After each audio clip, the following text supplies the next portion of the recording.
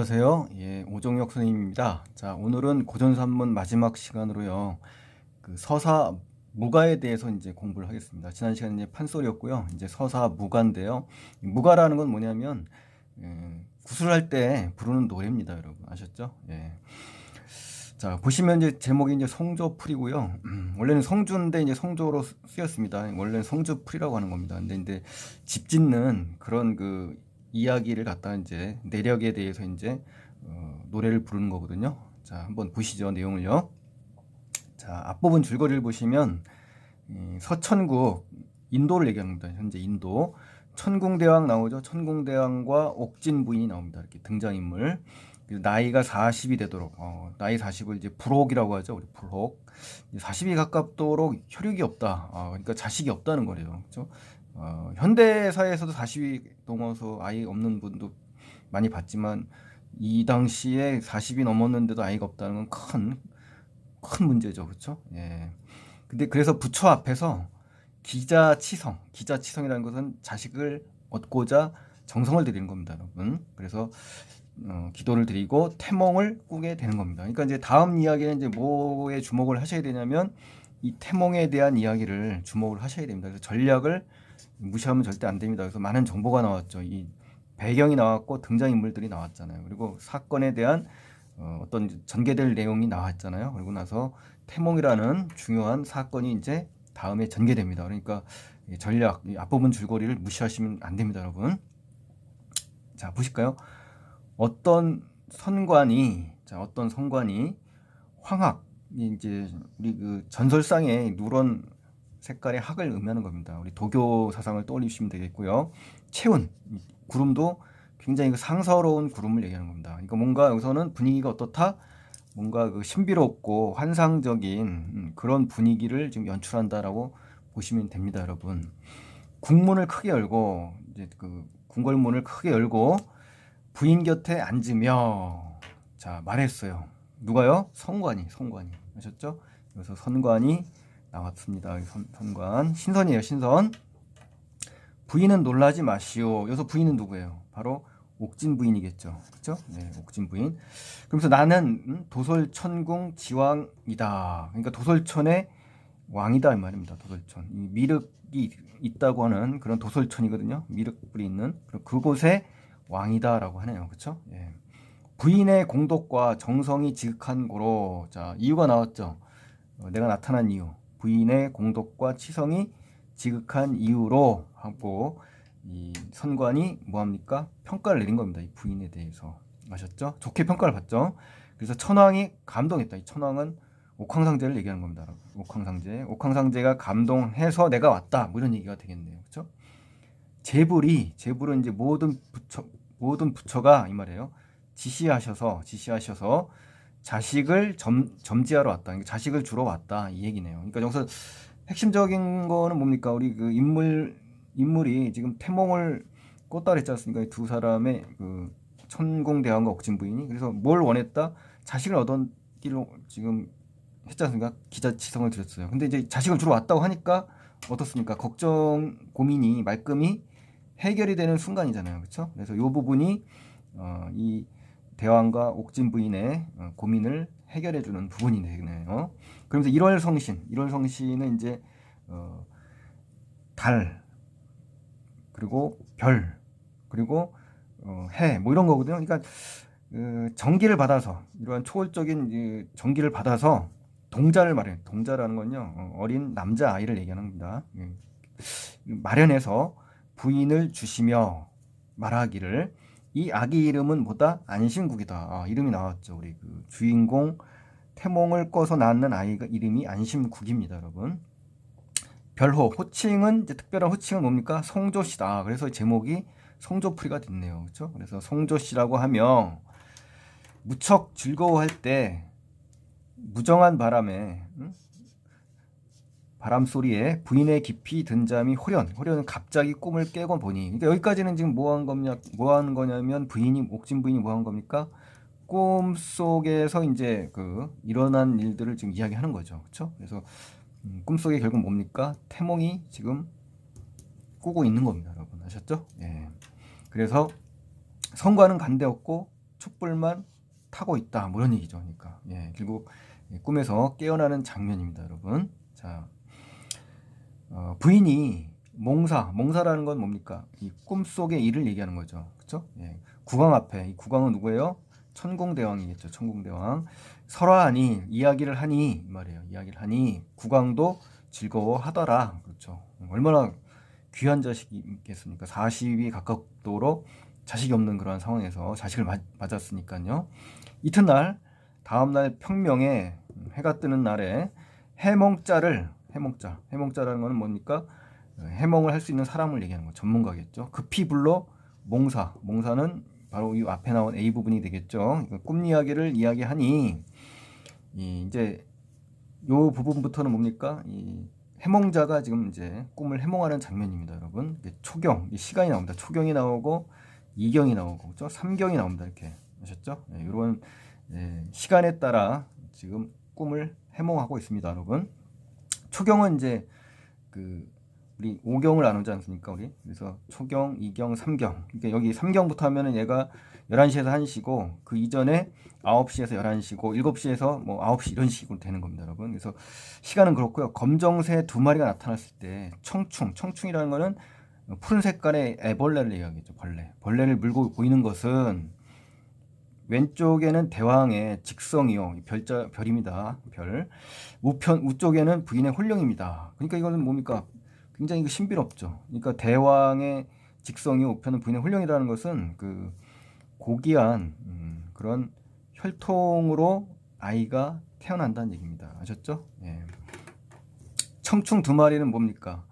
원앙 빛이 지락있다. 그러니까 부부의 이 화목함을 지금 비유하는 겁니다. 그 화목할 뿐만 아니라 국화꽃 3송이가 있는데 그 3송이는 국가의 삼태육경이다. 삼태육경이라는 건 뭡니까? 그 삼정승의 육조판서를 얘기하는 거거든요. 그러니까 아주 높은 벼슬의 인재가 될 수 있다라고 이제 암시를 하는 거죠. 우리 태어난 아이가 인재가 될 것이다 이겁니다. 고귀한 그런 어떤 그 벼슬을 하게 되는 거네요. 그렇죠? 또 이경의 얻은 꿈은 삼태육경 자미성이다. 중국에서 이제 천자와 관련된 별이거든요. 굉장히 중요한 별이고요. 삼신제불은 이제 민속신앙에서 아이를 점지해 준다는 그런 신입니다. 그 신이 대왕을 모신 바요. 금쟁반의 붉은 구슬 3개는 국가의 나라에 등남할 꿈이옵니다. 그러니까 결국 남자아이가 태어나는 그런 그것을 암시하는 거죠. 또 삼경에 얻은 꿈은 선관이 부인의 침실에 좌정 자리를 잡고 앉았죠. 그것은 바로 곧 지향이다. 그러니까 결국은 아이를 점지해주는 그런 상황이네요. 그렇죠? 자, 이 지향이라는 것은 이제 그 아이의 그 탄생과 성장을 관장하는 그런 신입니다. 여러분 아셨죠? 참고로 아시고요. 성신의 정기를 받아, 그렇죠? 정기를 받았죠.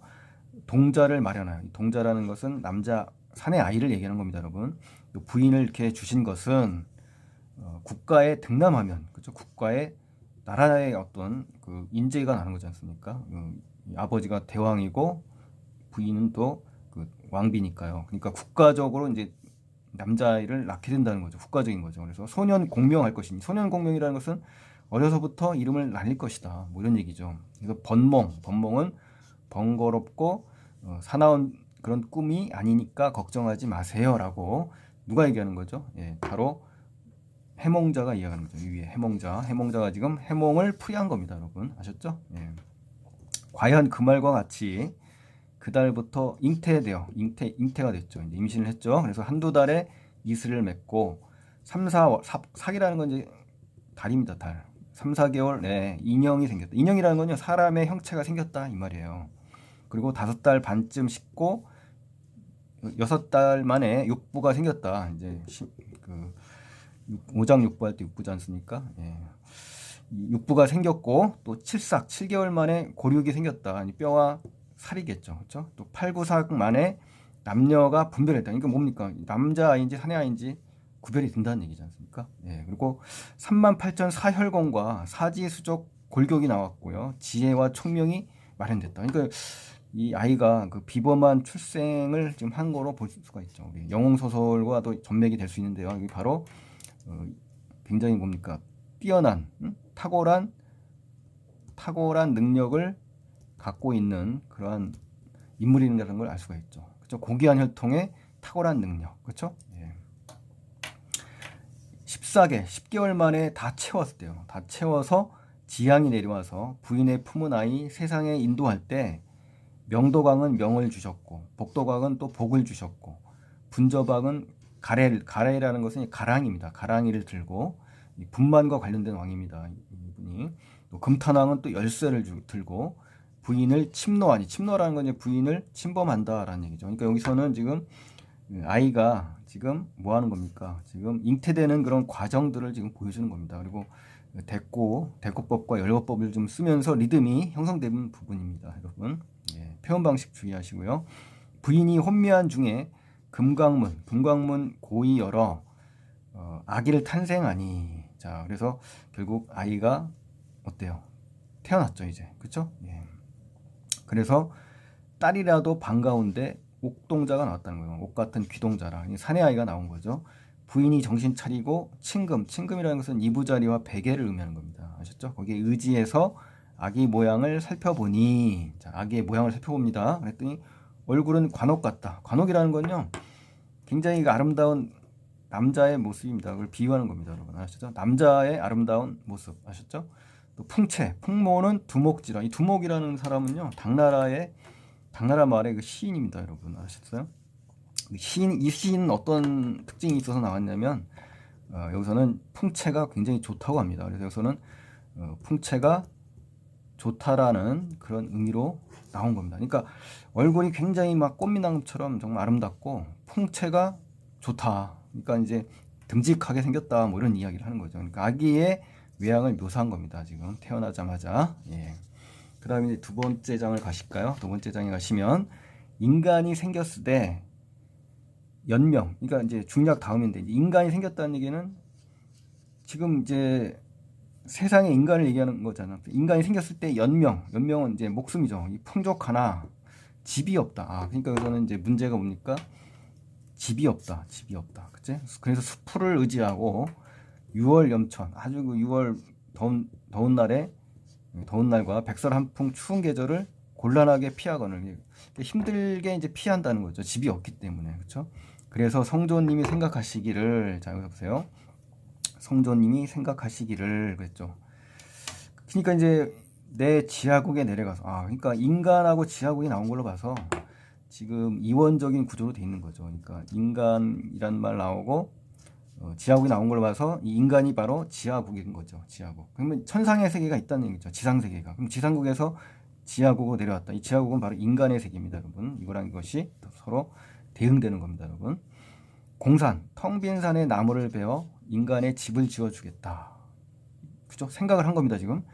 추위와 더위를 피하게 하고 존비, 높고 낮음을 가르친다면 송조의 빛난 이름이 누만년, 그러니까 오랜 세월 동안 자기의 그 이름이 날릴 것이다. 뭐 이런 얘기를 하는 겁니다. 그러니까 결국은 자기의 이름이 널리 알려지기를 지금 희망하는 거네요. 그렇죠?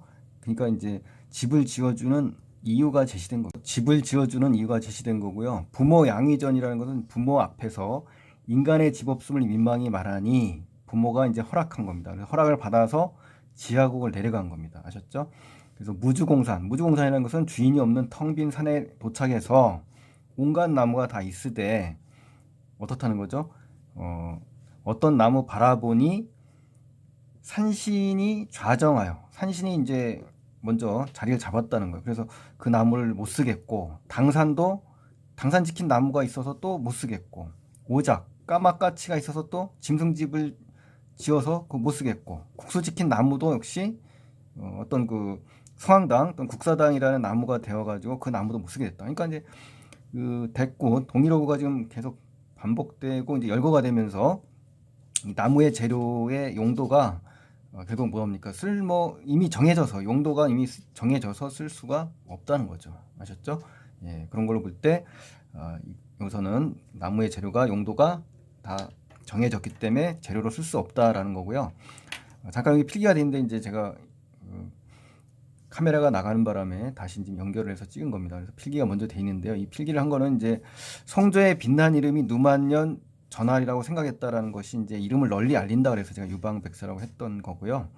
또 자유자재란 말은 왜 썼냐면 주인공 성조가 지하국과 인간 세계를 어때요? 자유자재로 왔다 갔다 이동을 하죠. 그래서 자유자재로 가니까 비범한 능력을 가진 초월적인 존재다라는 설명을 한 겁니다. 예, 이걸 설명을 했는데 중간에 용량이 다 돼가지고 끊어졌습니다. 다시 연결해서 찍은 겁니다, 여러분. 자, 그리고 나무 한 그루도 쓸 나무가 없는 거로. 그러니까 하나도 쓸 데가 없다. 그러니까 재료가 없다는 얘기죠. 그래서 나무 없는 사정, 나무 없는 이러한 일들을 역력히 뚜렷하게 기록해서 상소를 만들었다는 거. 상소를 적어서 손에 들고 어떻게 합니까? 하은을, 이 은혜를 제배 2번 절하고서 천은 하늘의 은혜를 또 감사히 여겨서 예를 차리고 이 말이죠. 어디로 갑니까? 천상옥경. 자, 천상옥경 바로 그 옥황상제가 있는 곳이죠. 여기 높이 솟아 갔다는 얘기입니다. 그래서 옥황상제님 앞에 절을 하고 상소를 올리니 어떻게 했어요? 옥황상제님께서 상소를 받아서 관찰하면서 살펴보시더니 성조를, 그렇죠? 우리의 주인공 이 성조를 보고 기특히 여깁니다. 굉장히 그 장하게 여기는 거죠. 그래서 제석궁에 하교하여 명령을 내리셔서 솔씨, 소나무씨 서말 닷대 7홉 5작을 허락해서 주시라고 했다. 뭐 이런 얘기가 되는 거네요. 그래서 이것을 가지고 솔씨를 받아서 성조님이 지하궁에 내려와서 무주공산 도착해갖고 여기저기에 심어 놓은 겁니다. 그러니까 나무를 여기저기에 심은 거죠. 그러니까 쉽게 말해서 집을 지을 제목을 심게 된 겁니다, 여러분. 그래서 이제 이건 뭡니까? 그래서 우리 그 인간들이 집을 사용할 수 있었던 건 바로 이 지상 세계에 뭡니까? 도움을 받은 거죠. 그냥 갑자기 집을 지은 게 아니라 이렇게 지상 세계에서 유래가 된 거라는 것을 알 수가 있는 부분입니다.